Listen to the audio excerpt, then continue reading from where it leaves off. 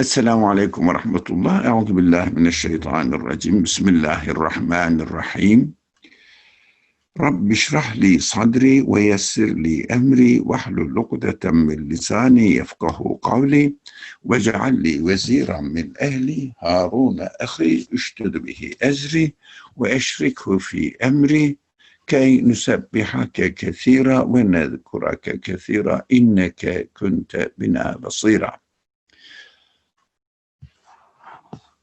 رب زدني علما نافعا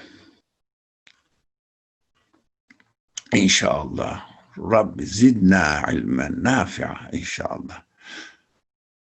اللهم اغفر ذنوبنا، اللهم ارحمنا، اللهم ارحمنا أجلينا، اللهم استخدمنا في خدمة القرآن والإيمان والإسلام، وصل اللهم على محمد وعلى آله وأصحابه وأتباعه وسلم، والحمد لله رب العالمين. آمين.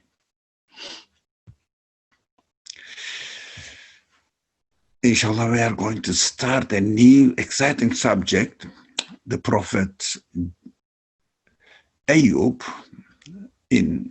as it is narrated in the Quran. Surprisingly, not much was narrated about the Prophet Ayub, but a few verses are mentioning about it. In Torah tradition, Prophet Ayub was treated in great details, and there is an independent book, the book of Job, in the Torah books. There are many books there, 30-something, as far as I remember, but I'm not sure. One of them is Job, the book of Job. And there are many, many arguments there, but the Quran doesn't give almost any of those details. Cuts it short and just mentions, as we are going to study, inshallah, a few things about it, a few verses about it. But the meaning, a lot. So I try to summarize them and itemize them, actually, which kind of topics these two verses of the Quran has to offer us. And inshallah, we will go through it, which is interesting. We studied, deliberately, we studied the Prophet Yunus before the Prophet Ayub. The reason was Prophet Yunus represented a very essential human nature that within the human beings, I hope I can clarify this matter, it's very important. Within the human beings himself, there are some things going on, always. And we may interpret the things from our perspective in a good way, in a bad way. We may take different attitudes completely because of our attitudes. There is nothing affecting, not real effect, but as far as the order of the universe is concerned, there is nothing inflicting us from outside. Every sort of arguments, turbulences going on within ourselves. That was summarized in the story of Yunus. This is called a moral side of the problem within ourselves, as if the conflict between the spirit and the egoistic side of and non-realistic side of the option that the human beings can choose, which is not bad. We studied that. Being able to choose the bad thing is not a bad thing, but choosing the bad thing is the bad thing. In fact, to be able to choose the bad or the wrong side is expected to be utilized in order to appreciate what is right. And human beings can become aware of the value, virtue of what is right. That was the core subject of the story of Yunus. Now, in the story of the prophet Ayub, the subject turns, if you like,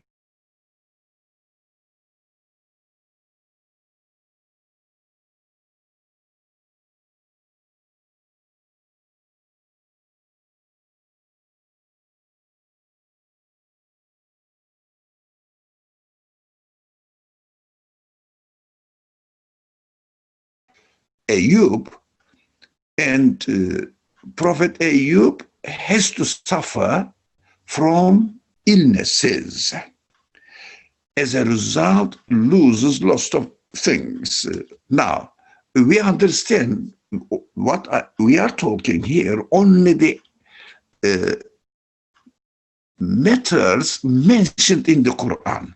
Because the Quran says, we recovered everything he has lost. It means he has lost something. Although Torah tradition goes in deep explanations, we don't know. We are studying the Quranic narration now, so we are going to confine ourselves with the information given in the Quran. But the information is not given in details, only hintings one with one or two verses, words.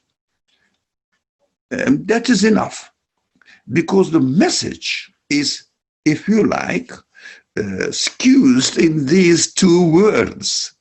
So we can get it, we can analyze the case and expand the meaning within the, again, limitations of the information given to us in the Quran.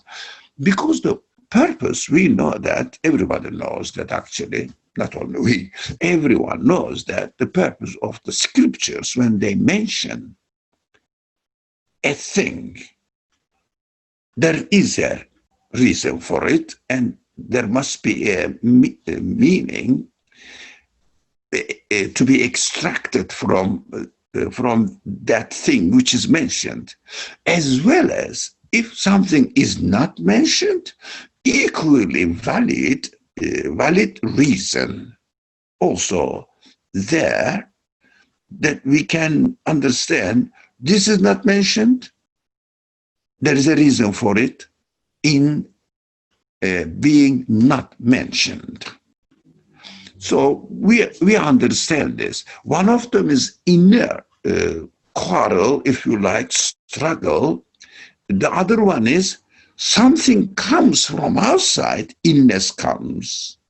Now we call it, in quote unquote, calamities comes, catastrophes come from outside and affects us. The illness, no one, is a physical, and also these things come from outside, mostly have physical being, physical existence, because affecting us physically from outside. But of course, to respond is expected to be given from our inside. How are we going to take a stand when something happens, good or bad? In the example, good or bad according to our expectations. In the example of the Prophet Ayub, the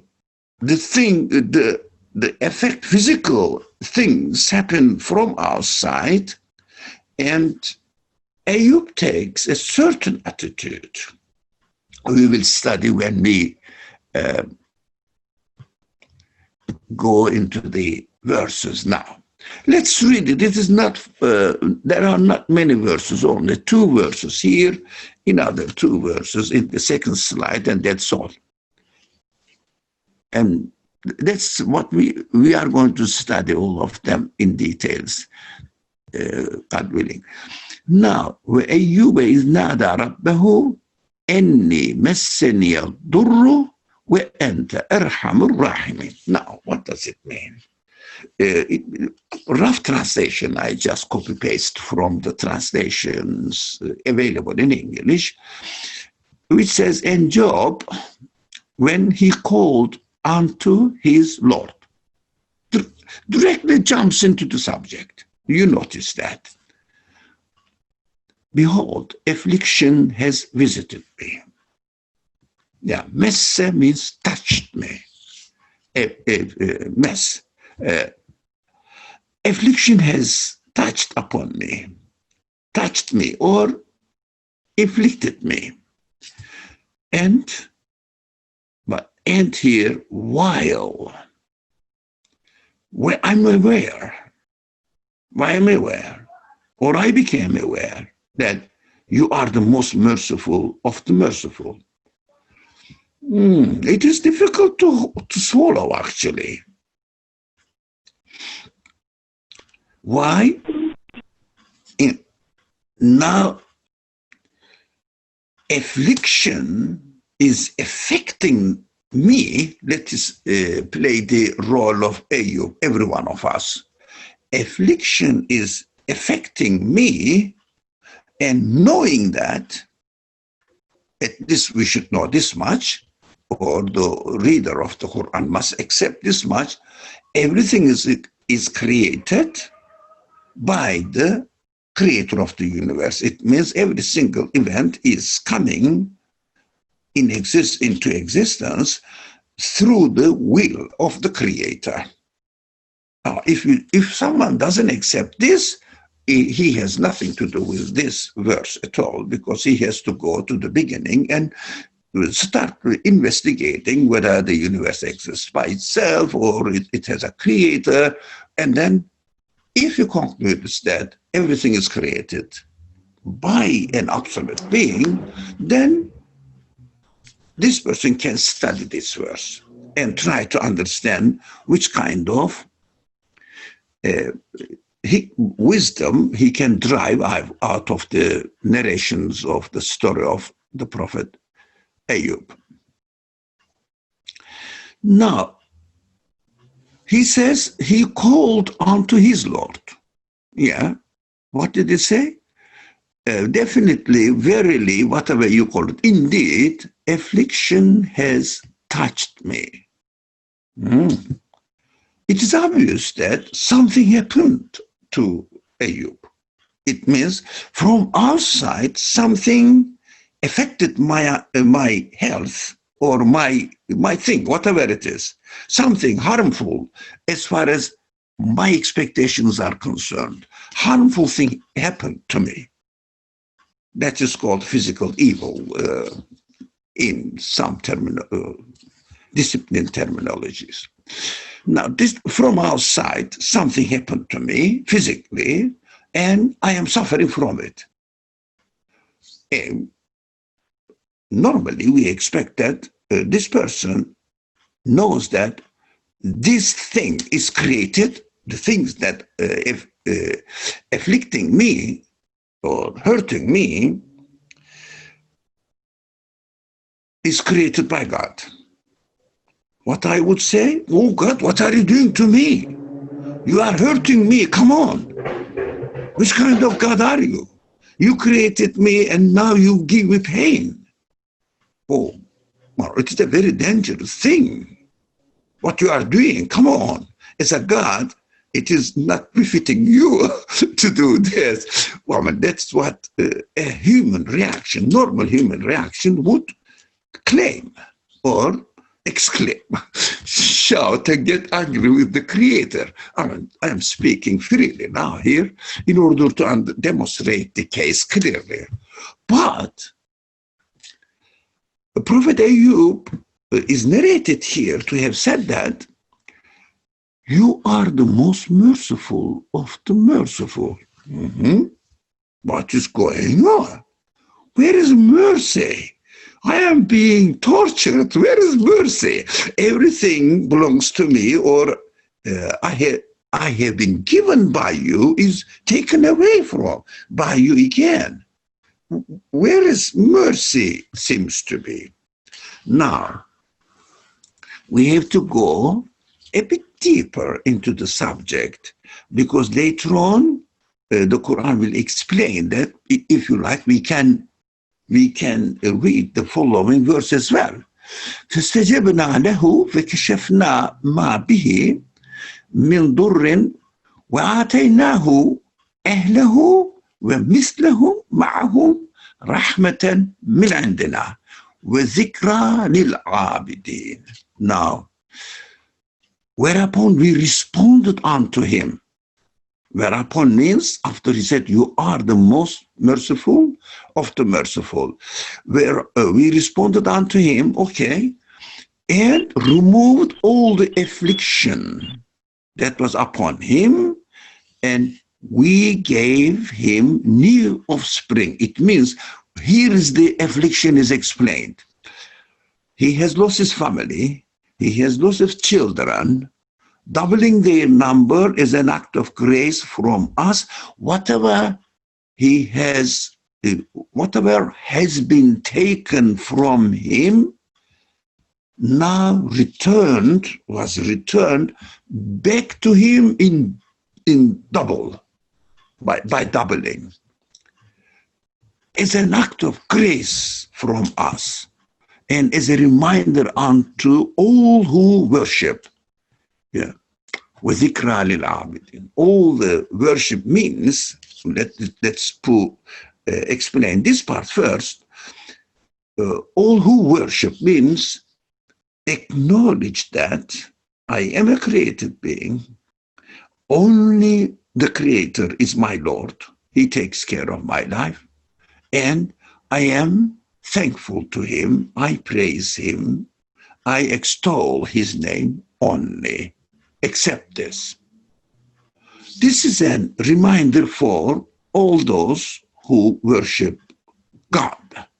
So I'm sure that I believe all people here are present here, definitely are worshippers of God. So it means it is a reminder for us. What happened then? It is a reminder for us. Let's go now to the beginning of the subject. Now, we understand that when he said, when affliction came to the point that I cannot really be thankful to you because I cannot stand it anymore. Of course, that is how I am created. It means, oh God, you created me with the capacity. I can bear a small affliction. Okay, I can bear the kind of bearable pain, but this is unbearable. You didn't give me the enough power to bear it. So I am at the verge of rebellion. How it is explained, this one? Because the affliction has started really affecting his remembrance of God, his acknowledging God's mercy, as if you cannot really bear anymore. You say, oh God, I thought you were merciful, but you seem to be not. Look, I cannot bear it anymore. I was okay with a little bit, but it is getting heavier, heavier, heavier. And my heart says, is it really the truth that God is merciful? My tongue doesn't say, oh God, you are merciful. Come on, I am going to lose my connection with you.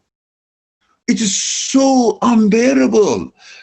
Now I stop bearing all the afflictions touched upon me, it means uh, visited me or attacked me, if you like. Yeah, I cannot bear it anymore. I am afraid that I may lose my faith in you as a merciful creator. I don't want it because I know you are, but this particular type of creation, which is hurting me so much, that I am about to start doubting about your mercy. You understand this? How unbearable the point was reached. Now the level was reached. So Ayub stopped. Do you know in the tradition, everybody knows that, it's a rhetorical question actually. You know in the tradition that Ayub is the symbol of patience. That is the reason, because when something happened to him, he didn't complain. He was able to bear it. And a bit more, still he was able to bear it. He didn't complain. He accepted whatever is inflicting upon him with patience, forbearance. And until what? Until he could not bear it anymore and about to start to doubt that the creator of this affliction is unbearable and shows that the creator may not be merciful anymore. Now, of course, we've got a very important message in this situation. Why? What is that? How much are we expected to be patient? If something happens to me, shall I not turn? Well, it's a bearable one. I don't know whether I lost, for example, $10. I have another, let's say, $10,000. But I dropped somewhere my $10. It is bearable, isn't it? You have already $1,000 anyways, so you can manage with the rest.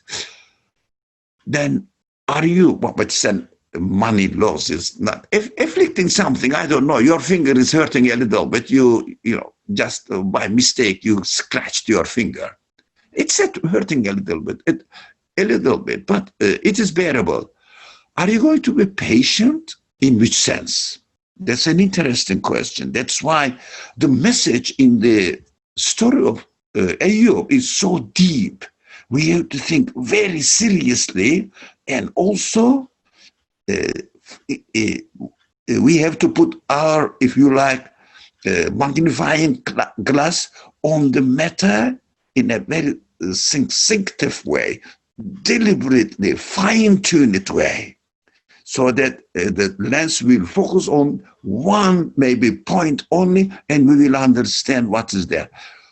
One of them is this: how long am I going to be patient, and what does patience mean? Why do we think that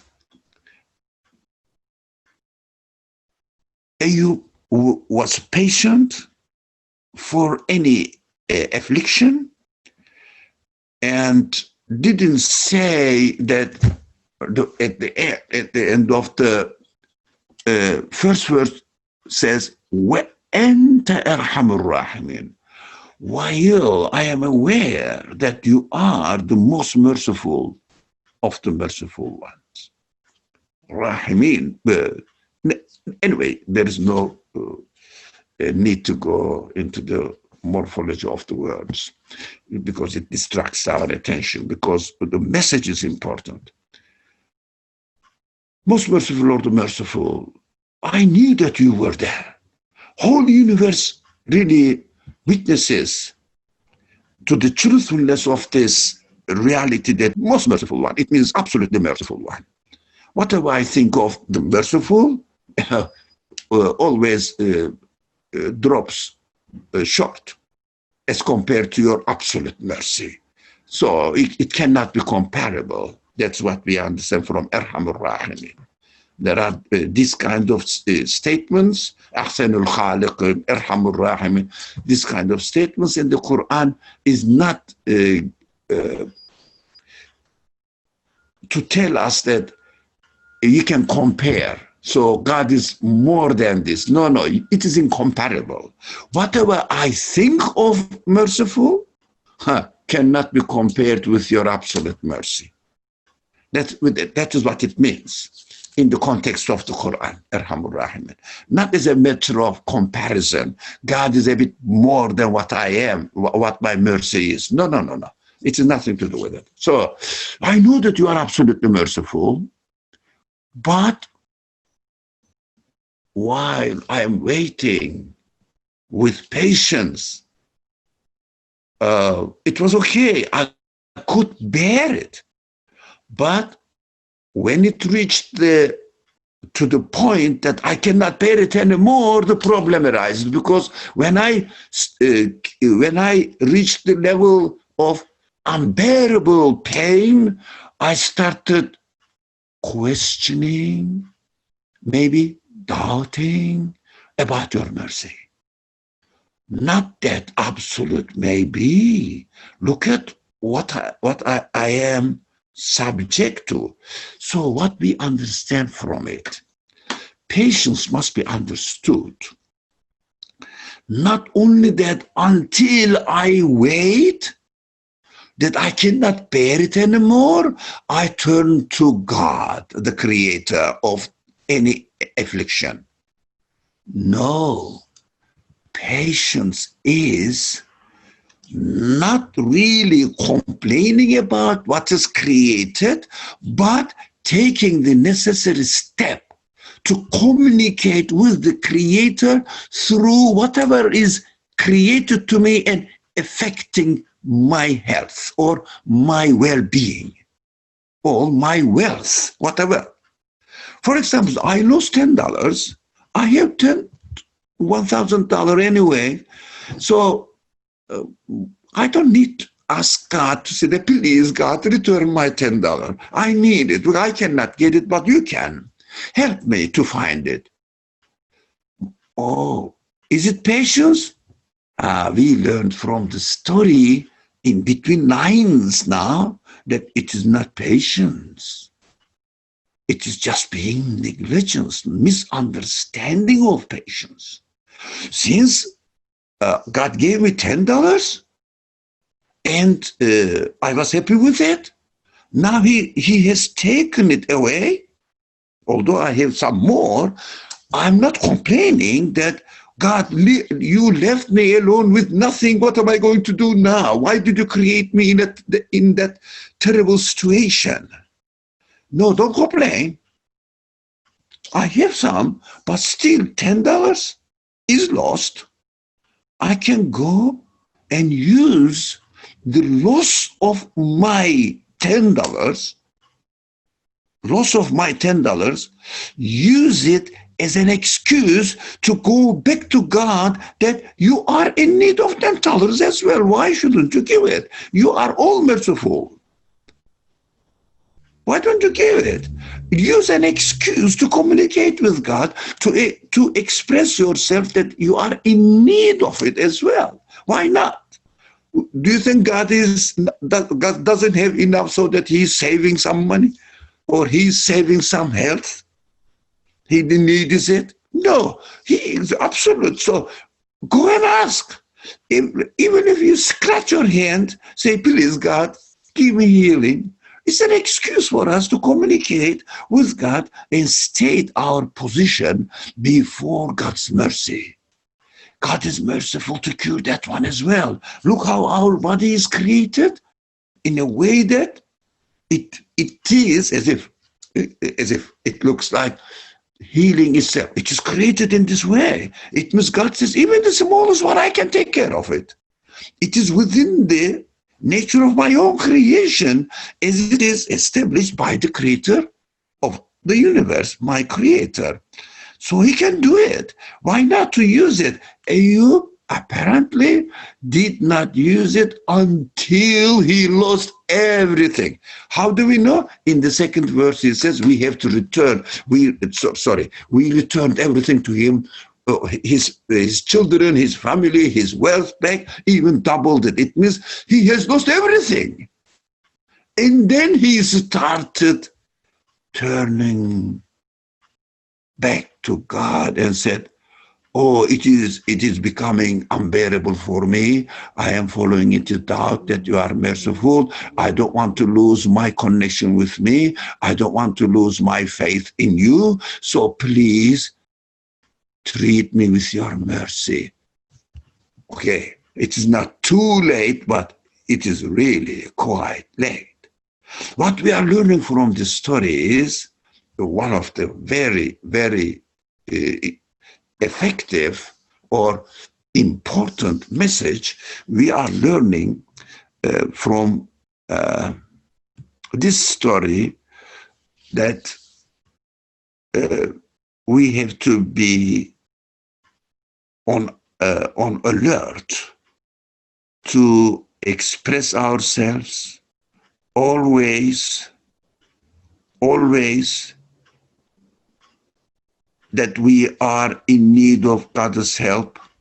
We are in need of God's generosity, God's grace, God's mercy upon us. Use it. What happened that the story of Ayub demonstrates us that Ayub was not praying. I think because of the caution that that Ayub was taking. What is the caution? I am learning from other scholars, especially a very important one. He teaches us that the balanced way of turning to God lies in a very fine point. What is that? Now, Ayub's example demonstrates us that he might have thought, it means we might have thought, that if the hurting is there, if I go back to God because I don't want to be hurt, it is for my benefit, material benefit, bodily benefit, physical benefit, worldly benefit. I don't want to turn to God for my worldly benefit. He might have thought of this aspect of the matter. Which is why he said, I shouldn't be addressing to God for my worldly benefit. Is it correct or not? That is another subject. And I understand it is not correct. We can ask God to give us worldly benefit as well. In the Quran, it is explicitly stated that we can ask God, please God, give me goodness in this world as well as in the hereafter. Extension of it. That is a completely very important subject. How do we jump from this world to the hereafter? That is another topic for an individual class. That is very important. Why the Quran puts it in a simple way, but it is full of deep meaning. Very, very deep meaning. That is another subject. Let's not confuse it. Come here. So he might have thought, who's Ayub? I don't know. I've never seen him. I don't think none of you has seen him, know him, but it's an exemplary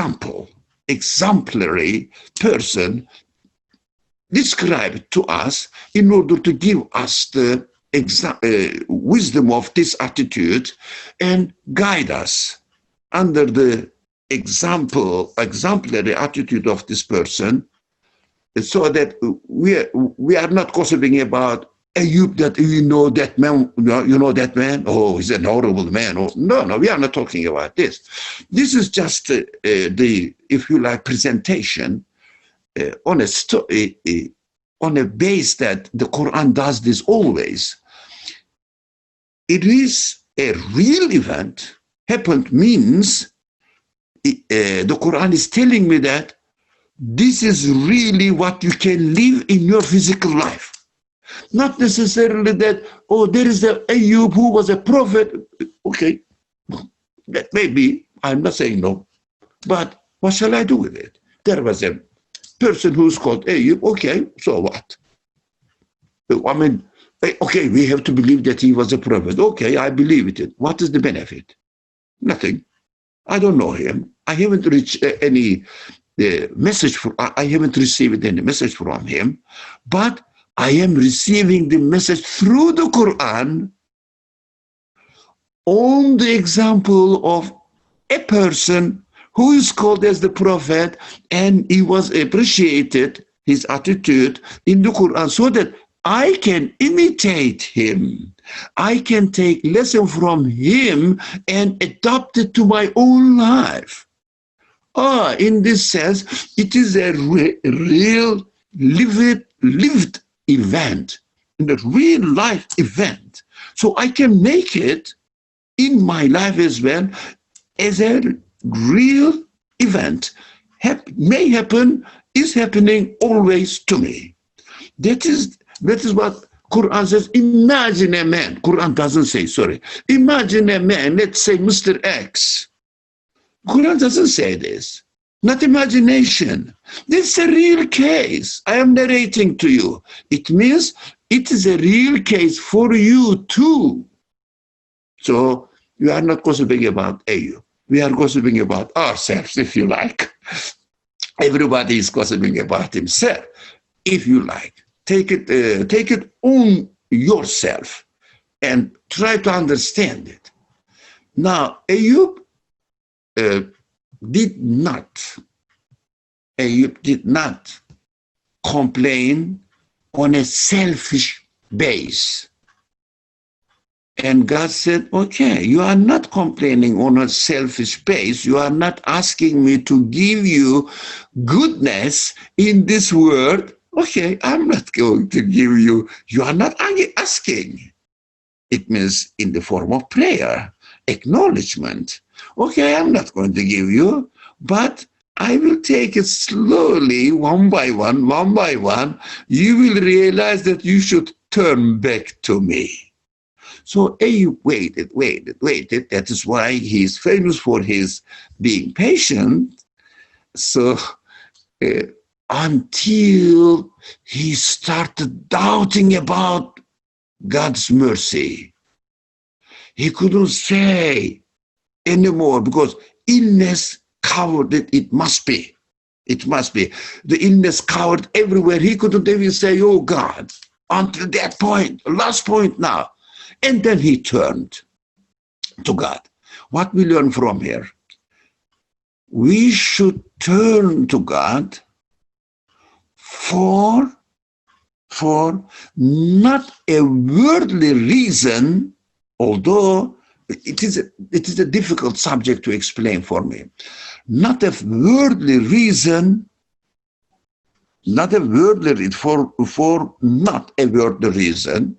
but making the excuse of the worldly reason as a means of communicating with God, expressing yourself to Him in order to acknowledge His authority and establish the worshiping relationship between you and the worshipped God, Ma'bud God, who is the one really must be worshipped. I am the one, only a worshipper, nothing else. Don't make it worldly, but use it as an excuse to turn to God. That is what we learn as a result of this Ayub's position described in the Quran. Why you should wait until you come to the level that you start doubting about God's mercy, whether is he really all absolute powerful, merciful one? Look at what I am. I cannot bear it anymore. Don't wait there. But at the same time, don't communicate with God only for worldly benefit. So, God, I lost my $10. Please give it to me. Huh? So, I will be having $1,010. Good thing, huh? Isn't it? Look, there is no notion of concept of worship, acknowledgement. Although I am asking God, but I am not conscious of the relationship between me and him, and I am not making the loss of $10 as an excuse to turn back to God and express my neediness. And he is being generous. That is why the worshipful attitude needs to be established. I think this is a very important and very practical matter in our life. Very practical, very important. We shouldn't just communicate with God just for worldly benefit, but even the subject matter may be a worldly benefit, but still use it in order to acknowledge my relationship with my Creator, who I am, who He is. That is the most important message that we get from this. As a result, my understanding, I could make out of it only this much from reading other scholars as well. So, this is the most important message. Another important message, very important, very, very important.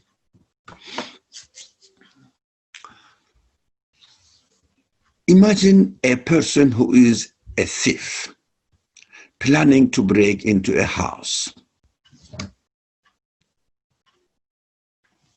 What does he do?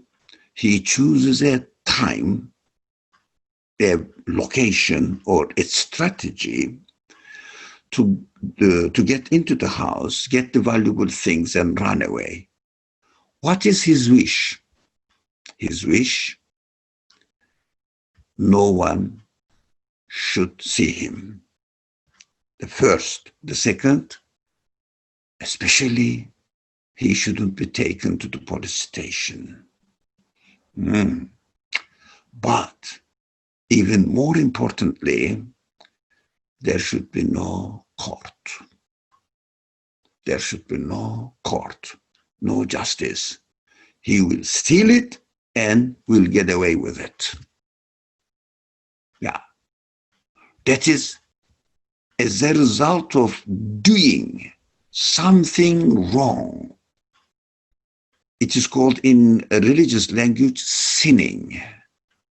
When we sin, what we do, we start thinking that if only I should not punish for this sinning.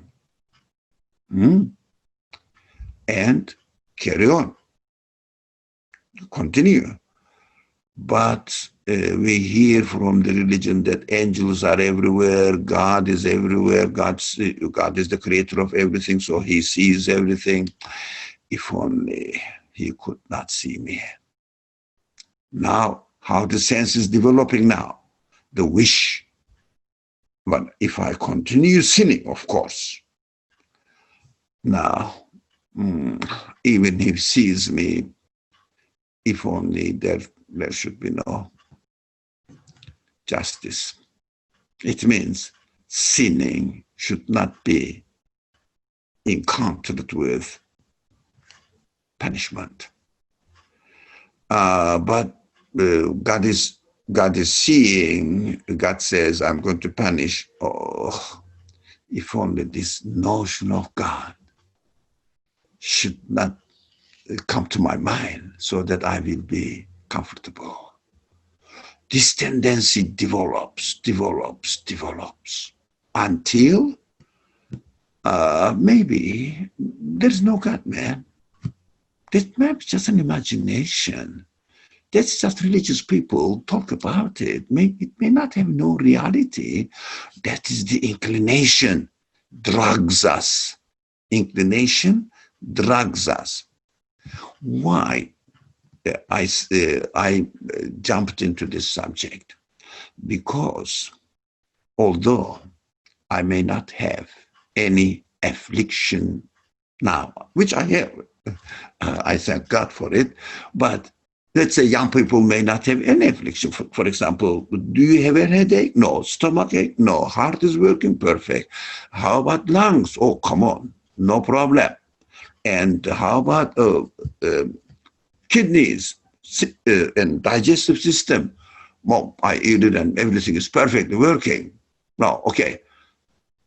You don't have to turn to God, do you? Well, I'm not in need of anything. Why should I? Oh, no. No, it is not human reality. Physical affliction may not be there, but you might have, and most probably do have, which I have, lots of negligences, sinning, rebellious attitudes, forgetfulness about our responsibility, not really remembering God on every occasion, not really being thankful to God. Lots of problems we have within ourselves. What are we expected to do? As we do something wrong, which we do, I do, as I do something wrong, which is called sinning. Sinning doesn't mean that I'm going to kill someone only, or I'm going to steal, I'm going to drink alcohol or gambling, go to the casinos and gamble there. This is obvious sinning. But how about negligence? How about not really being appreciative enough for God's benevolence to us, God's mercy to us? Not appreciating it enough, which is most of the time, which is our case. So we say, okay, inclination starts now when we sin. When we do something wrong, it means I have to encounter the consequences of this sinning. Now, what shall I do now? Oh, if only I should not have, I should not be in this position. You know, this problem of religion restricts my life. Is it really true that religion, a person, for example, in our case, 1400 years ago, in a desert area, said that he received something from God, a message from God. How can I make sure? Come on. Maybe it is a legend, I don't know. Because of the burden of sinning always pulls us to separation from our Creator and trying to put him as far as possible from me and neglect his presence in my life. That is what we have to be very careful. That is why as soon as a scratch happens to my finger, I have to turn to God and ask for mercy, merciful treatment, healing, whatever I need. Acknowledge your situation. In the same vein, I have to, when I have done a small mistake, wrong thing, and sinning, as soon as I realize that I did something wrong, I just said something is light or white lies. Oh, I shouldn't have. So rather than keeping yourself behind it and hiding yourself behind your sin, just bravely accept it, acknowledge it, repent for it, and ask for forgiveness. The same thing. As soon as we have a small scratch on our hand, go and turn to God and ask for healing. As soon as I have even the smallest sin, I have to say, please forgive me. It was my negligence. It was my mistake. I accept, I admit. God, use it as a means of communication with your Creator. It is more valuable than really sinning itself. Asking for forgiveness, acknowledging your neediness before God is much more valuable than in the opposite side of, negative side of sinning. Let's say sinning, causes 10 losses, let's say. But asking for forgiveness for the 7 event causes 100 gains. You are the winner. If only you go back, turn to God. That's what we are learning from this story. We should do it. We shouldn't wait until we cannot bear it anymore, until we cannot really keep the connection with our Creator anymore. No, but at the same time, not for the worldly benefit. Use it as a means of turning to God. That is a very important method, if you like. I found it extremely valuable for myself, and I said I was excited to share it with you because it is so valuable. Use it, utilize it as a means of communicating with God. However, for example, let me tell you something that you like most. A person is in love with somebody, another gender. So let's say he goes to his or her house, let's say, and he realizes, he has left his, let's say, something, book in her house. But it's a good occasion, isn't it, to go back again. Said, I'm sorry, I have lost my book. And it's a good occasion to communicate with the beloved one. You see? It's a good occasion. Utilize it. So how we love that?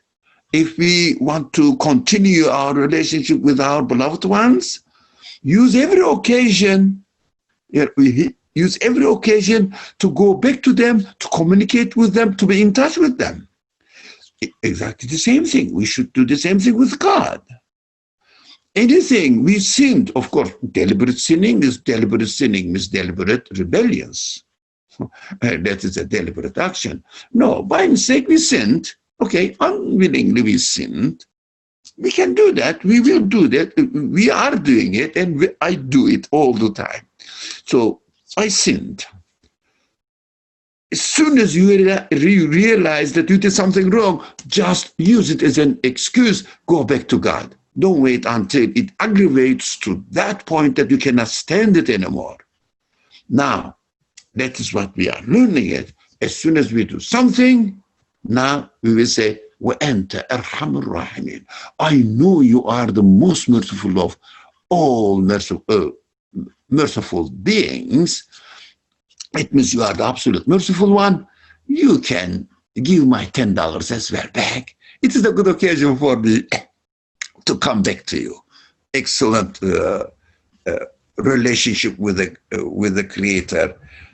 Of course, we should be thankful to God, whatever He gives us, but it is the example of Ayub is in the negative sense. That's why they call it the physical uh, things created to us. They call it, I don't like the word, this word evil here, because it is not evil. It is a good occasion for me to communicate with God. Well, how can I call it as evil? But if I don't utilize it, it turns to be an evil for me.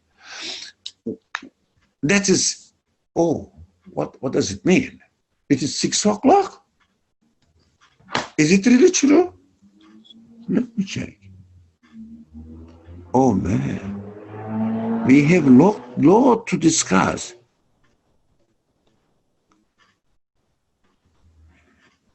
Now, let me complete this third. I have other items to be discussed here, but the third item I have taken a note of. Now,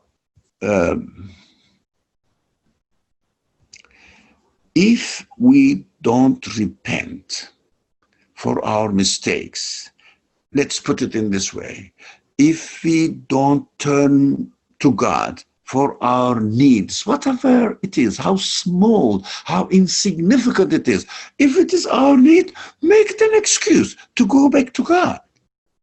If it is big, still, you have to, then, because it is unbearable now, so you beg God, please God, save my father, he is about to have an heart attack or something like this. No, we even panic. So we understand that there are degrees, of course, but use every occasion as an excuse to God. If we don't repent and ask for forgiveness, what happens? Slowly, the feeling within us develops that this responsibility should be taken away on my shoulders, from my shoulders. How? By neglecting it, so that you shouldn't be taken into account for it. That further goes into the denial of that it may not be doubt and denial. Doubt, then, because the doubt is not real and intellectual doubt in this sense. Doubt means because you don't want to, do you remember this thief example? Thief doesn't want that the police should not, the police should see him. He doesn't want it. What he says in his heart, maybe it is the safe time now to break into the house. Maybe it is the safe time. I wish there is nobody seeing me. Look, wish comes there. Now, if we don't repent, it grows into this kind of wish, so that at the end, we may cut off our relationship completely with the Creator. That means I cut off my interaction with the Creator and turned into a kind of enemy. It means, no, God shouldn't be here. Even if there, it shouldn't interfere into my life, or there's no such thing. There's no such God. That to that extent, that is called the stamp. Putting a stamp on your heart. It means sealing your heart off completely, closed everything which may remember God anymore. It means really sinking into the deep bottom of the ocean, if you like. Now you don't see anything. You don't feel anything. You become dump about the reality of your existence. You just indulge this person, not you, this person indulged into every kind of aggressive attitudes, etc., because he becomes more and more, what's the word, greedy in transgressing the limits, because he said, I am going to not accept anything apart from my own wish and my own will. I want to satisfy myself. That means that is the most dangerous result of not repenting even for a small sinning, or not turning to God even for a small need. The subject of the need may be worldly. That is important. Doesn't matter. For example, you say, I need, I don't know, a nice pair of shoes. Okay, really? Yeah, I really love that pair of shoes. And you don't have enough money. Turn to God. Please, God, I need it. Make it an excuse. That is the very essence of the message we get from the Prophet Ayub. We will continue and also connect this subject with the role of Satan. We will use another verse here, not this 2:1, but another verse. We will benefit from the guidance of those two verses, and how the relationship between Ayub's case is related to the role of Satan. That is an intrigue connection, actually. So it will be an interesting reading of the Quran, using one verse in order to explain the other verse, etc., as if interrelated relationship or interactions between the verses. And that is how the Quran should be read. Inshallah, sorry, we are already out of time. So inshallah, next Wednesday, we will continue this subject. If you say, no, that's enough, let's pass, we can. If anybody says, no, that's enough, we understood. Okay.